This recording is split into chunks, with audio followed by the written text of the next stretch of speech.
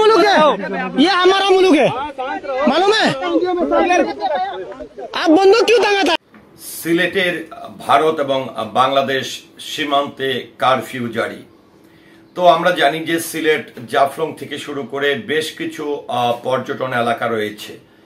তো পর্যটকদের জন্য বা এই যে বাংলাদেশ এবং ভারতের যে টানাপোড়েন যাচ্ছে, প্রায় সময় কিন্তু আমরা লক্ষ্য করছি যে ভারত এবং বাংলাদেশ সীমান্তে বিএসএফ এবং বিজিবি অনেকটাই মুখোমুখি হচ্ছে। পাশাপাশি ভারতীয় জনগণ, বাংলাদেশের জনগণকেও কিন্তু আমরা মুখোমুখি হতে দেখেছি। তো এই যে বর্তমান যে পরিস্থিতি, মুখোমুখি পরিস্থিতি, একটা অনেকটাই সাংঘর্ষিক পরিস্থিতি, এই মুহূর্তে এসে সিলেটের কারফিউ জারি করা হয়েছে।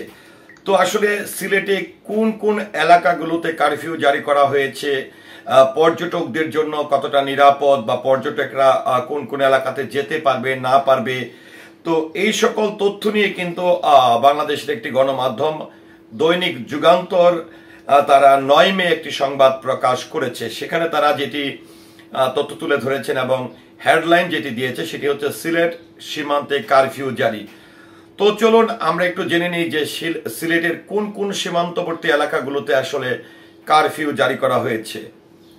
বাংলাদেশের চলমান পরিস্থিতি ও সীমান্ত এলাকায় অবৈধ অনুপ্রবেশ আশঙ্কা থেকে মেঘালয়ের পূর্ব জয়ন্তা হিলস জেলায় ভারত বাংলাদেশ আন্তর্জাতিক সীমান্তে রাত্রিকালীন কারফিউ জারি করেছেন জেলা প্রশাসন।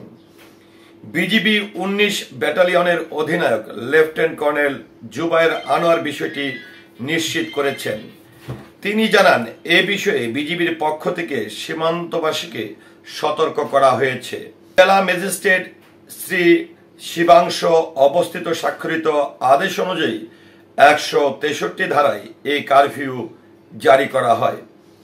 এই আদেশে বলা হয়েছে প্রতিদিন রাত 8টা থেকে সকাল 6টা পর্যন্ত নাইট কারফিউ কার্যকর থাকবে।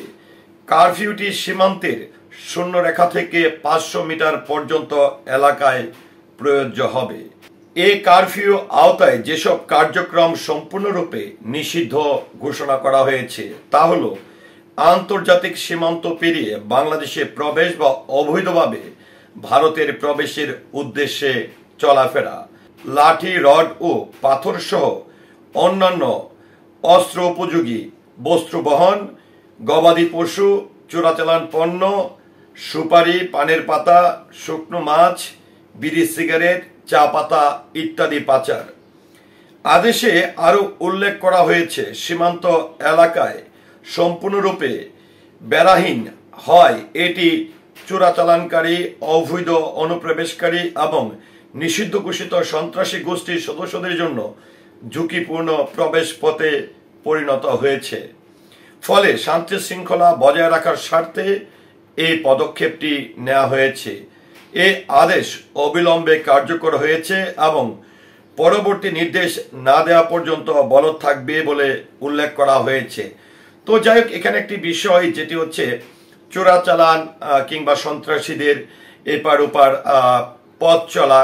আর আমরা যেটি জানি যে সিলেটের বেশিরভাগ সীমান্তবর্তী এলাকা যেটি হচ্ছে জয়ন্তী কিংবা যদি আমরা বলতে চাই মেঘালয় রাজ্য বা বাংলাদেশের জাফলং যে সীমানাবর্তী জায়গাগুলো রয়েছে সেই জায়গাগুলোতে কিন্তু সীমারেখা কিংবা তাদের কোনো কাঁটাতারের বেড়া কিংবা দেয়াল প্রাচীর নেই, যার কারণে এখানে এই ধরনের অবৈধ কাজের সংখ্যা অনেকটা বেড়ে যাচ্ছে। যার ফলশ্রুতিতে রাত 8টা থেকে সকাল 6টা পর্যন্ত এই যে বর্ডার আইন এবং এই কারফিউটি আসলে জারি করা থাকবেন। যে প্রেক্ষাপটে আমি আসলে আমার এই ভিডিওটির মাধ্যমে অবশ্যই যারা পর্যটক যাবেন এই বাংলাদেশের যে সীমান্ত আইনটি রয়েছে, বর্ডার গার্ড আইনটি অবশ্যই আমরা সবাই মেনে চলবো, আইন শৃঙ্খলা বাহিনীকে সহযোগিতা করব। ধন্যবাদ সবাইকে। আসসালামু আলাইকুম।